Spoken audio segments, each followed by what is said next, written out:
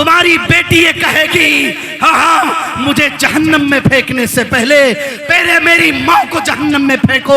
इसलिए जब मैं छोटी सी थी, मैं एक मुस्कुराती कलियां थी, उस वक्त मेरी माँ ने मुझे गाने सिखाई थी, मेरी माँ ने मुझे फोश वीडियो दी थी।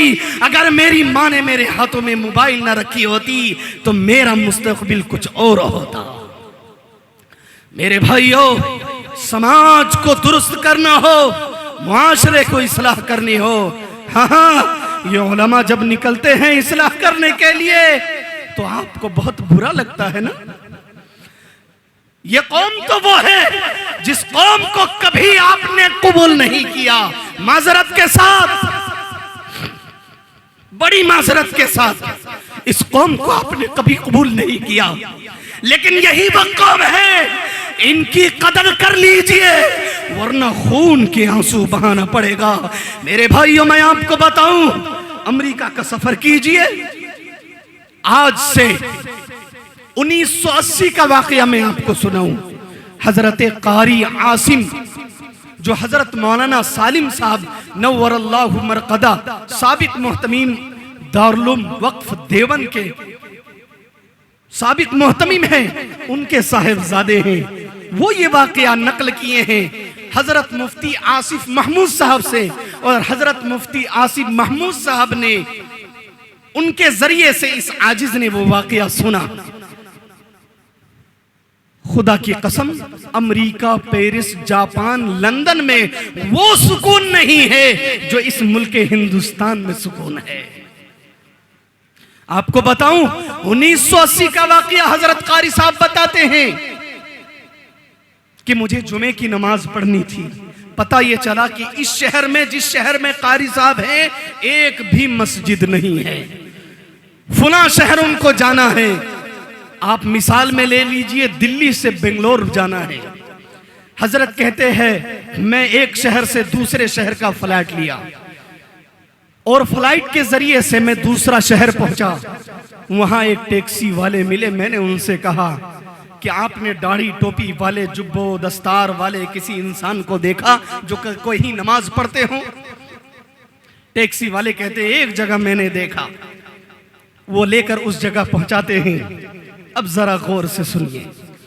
कारी आसिम साहब कहते हैं मैं भी दाखिल हो गया। देखता क्या हूं कि चंद हबशी हैं, चंद दूसरे ममालिक के एक हबशी खड़े होते हैं, बैठते हैं, सिर्फ एक अजान होती है। उसके बाद वो हबशी खुतबा देता है, एक ही खुतबा। उसके बाद नमाज पढ़ाने लगते हैं। हजरत कारी साहब कहते हैं कि पहली रकात में वो सूरह फातिहा पढ़ते हैं। उसके बाद सूरत मिलानी है सूरत फातिहा के बाद। वो कहते हैं सूरह फातिहा के बाद दोबारा सूरह फातिहा पढ़ी। दूसरी रकात के लिए खड़े हुए, फिर सूरह फातिहा पढ़े, फिर सूरह फातिहा पढ़े। हजरत कारी साहब कहते हैं सलाम के बाद मैंने कह दिया नमाज किसी की नहीं हुई, नमाज दोहरानी है, इसलिए कि क़िरात का करना वाजिब है। वो कहते हैं कि आप कोई नए मालूम हो रहे हैं, आप नए मालूम हो रहे हैं, जरा बताइए तो सही आप आए कहां से हैं? तो हजरत कारी साहब कहते हैं कि मैं हिंदुस्तान से आया हूं, मेरी निस्बत दारुल से देवबंद से है। तो वो लोग कहते हैं आप हाफिज कुरान हैं? कहते हैं जी मैं हाफिज कुरान हूं। अच्छा पूरे कुरान के हाफिज हैं? जी पूरे कुरान का हाफिज हूं। कहते हैं हाफिज साहब आज आप नमाज पढ़ा दीजिए। वो आगे बढ़ते हैं कारी साहब, एक 70 साल का बूढ़ा सफेद दाढ़ी लिए हुए आगे बढ़ते हैं और कारी साहब का पांव पकड़ते हैं और कहते हैं कारी साहब आज जितनी लंबी रकात हो कोई बात नहीं, आज पूरी कुरान पढ़ दो कोई बात नहीं, इसलिए कि इस बूढ़े ने 70 साल की उम्र हो गई, सूरह फातिहा के अलावा कोई कुरान की सूरत कभी नहीं सुनी। अल्लाहु अकबर, अल्लाहु अकबर। कदर कर लो मुसलमानों, इन उलमा की कदर कर लो। अपनी बच्चियों को, अपने बच्चों को इनके हवाले कर दो। खुदा की कसम, वो बच्चे जिनकी जुबान तोतली होती है, अभी मैं सुन रहा था, एक बड़े मियां को उठाकर आप लाइए स्टेज पर, एक लफ्ज बिस्मिल्लाह नहीं पढ़ सकते वो, लेकिन यहां बच्चियां खड़ी होकर माशाअल्लाह तकरीर कर रही थी। मैं सुन रहा था, नात पढ़ रही है, कुरान की तिलावत कर रही है, हदीस पढ़ रही है अपनी जुबान के जरिए। मेरे भाइयों, ये मकातिब दीनिया और इन हुफ्फाज की बरकत है, इन उलमाए किराम की बरकत है। इसलिए ये पैगाम लेकर जाओ कि इंशाअल्लाह आज से हम इन उलमाए किराम को अपना मुक्तदा और पेशवा मानेंगे, अपना रहनुमा मानेंगे, और इन्हीं को मानते हुए हम इंशाअल्लाह जिंदगी गुजारेंगे। मेरे भाइयों, बुजुर्गों, दोस्तों, कहने को बहुत सी बातें हैं, लेकिन वक्त का तकाजा भी ऐसा है कि कहां तक बताया जाए। मैं ये बताने चला था कि अगर आज सहाबा होते और हमारे किरदार को देखते तो सहाबाए किराम भी शर्मसार हो जाते। और मैंने ये भी कहा कि अगर उम्मत के मुआशरे को दुरुस्त करना हो और मुआशरे की इस्लाह करनी हो तो सबसे पहले जो हमारी माएं और बहनें पसे पर्दा मेरी बातें सुन रही हैं, आप जरा कान खोलकर सुन ले। आपका ज्यादा हक बनता है कि आप आगे आए और इस मुआशरे की इस्लाह करें, इसलिए कि ये मुआशरा अब तंग आ गया है फिल्मी दुनिया के नौजवानों से। हाँ, ये मुआशरा तंग आ गया है। जो हीरो से मोहब्बत करने वाले नौजवान है, हीरोइन के फॉलो करने वाली बच्चियां हैं, ऐसे नौजवानों से ये मुआशरा तंग आ गया है। हाँ, जमीन रोजाना 70 से जायद मर्तबा अल्लाह से पनाह चाहती है कि प्यारे अल्लाह, कैसे नौजवानों को मेरे ऊपर आप बसा रखे हैं।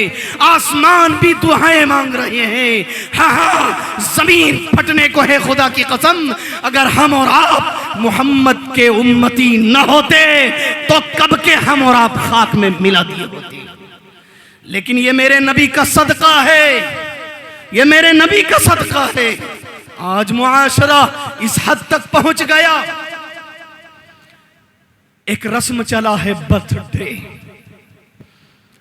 जब मना किया जाए तो कहते हैं मुफ्ती साहब बच्चे, और यही बच्चे जब नौजवान की उम्र को पहुंचते हैं और बिगड़ते हैं, जब माँ बाप की नाफरमानी करते हैं, जब माँ बाप को लठ बजाते हैं, फिर वही माँ बाप इन उलमा के सामने आते हैं, कहते हैं मौली साहब वालिदैन के ऊपर जरा बयान कर दीजिए।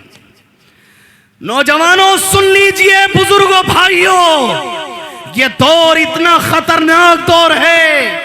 दिल भाई कह रहे थे, उलमाए किराम कह रहे थे कि सीनों में ईमान को मजबूत करो, वरना हर तरफ ईमान के लुटेरे फिरे हुए हैं। कहां तक बतलाया जाए, सैकड़ों वाकयात मौजूद है। आपको बताऊं, अभी 1 साल पहले का वाकया, जिस शहर में मैं रहता हूं, शहर कटक, उसी कटक का वाकया, मेरे पास एक पढ़ने वाला तालिबे इल्म, उसी तालिबे इल्म के रिश्तेदार का वाकया। तालिबे इल्म कहते हैं कि मुफ्ती साहब 8वीं क्लास से लेकर ग्रेजुएशन तक बाप अपनी स्कूटर पे लेकर एक बेटी को छोड़कर आता है, और ग्रेजुएशन के बाद अब शादी की जब बात चल रही होती है, 2-4 रोज के बाद शादी होनी है, वो बेटी घर से फरार हो जाती है। और याद रखें, अगर बेटी फरार होती किसी मुसलमान से, किसी दाढ़ी और टोपी वाले से, तो उतना गम न था। कम से कम कुरान के मुताबिक ये तो होता, वला तमूतुन्ना इल्ला व अंतुम मुस्लिमून। कम से कम मौत आती, मुसलमान की हैसियत से मौत आती, ईमान पर खात्मा होता। अफसोस वो बाप जो 8 क्लास से लेकर ग्रेजुएशन तक जाकर क्लास में बच्ची को छोड़ता है और क्लास से वापस लाता है, उस बेटी का हाल ये है कि एक गैर इस्लाम जिसके सीने में ईमान नहीं, हाँ, जिसे हम और आप बिरादरीन वतन कहते हैं, एक हिंदू नौजवान से वो लड़की भाग जाती है। मेरे भाइयों, बुजुर्गों, दोस्तों, अब वो शख्स आकर हजरत मुफ्ती साहब के कदमों में पड़ जाते हैं और बेपनाह रोते हैं और ये कहते हैं कि मुफ्ती साहब अब क्या होगा। मेरे भाइयों, मैं आपसे आगाह कर रहा हूं, बिहम्दिल्लाह हमारे समाज में अब तक ऐसा वाकया नहीं आया है, लेकिन मैं आपको बता दूं, आप ही में से चंद नौजवान मेरे पास आए और ये कहने लगे, इसी समाज, इसी बिरादरी की लड़कियों को बाजारों में गैरों के साथ घूमते हुए देखा है। इसलिए होश का नाखून चबाइए, जरूरत है होश में आने की। इसलिए मेरे भाइयों, बुजुर्गों, दोस्तों, आज से ये फैसला कर लीजिए कि इंशाअल्लाह हम इन उलमाए किराम के हवाले अपने बच्चों को करेंगे। ये छोटे छोटे बच्चे जब मकतब में जाते हैं, बचपन की याद बचपन तक रहती है।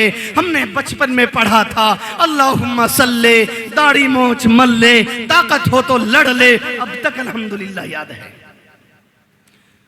तो ये मकतब में ईमान मजबूत होता है, और जब ये ईमान मजबूत होगा, इंशाअल्लाह दुनिया की कोई ताकत आपका बाल भी बाका नहीं कर सकती। अल्लाह हमें कहने, आपको सुनने से ज्यादा अमल करने की तौफीक अता फरमाए। वमा अलैना इल्लल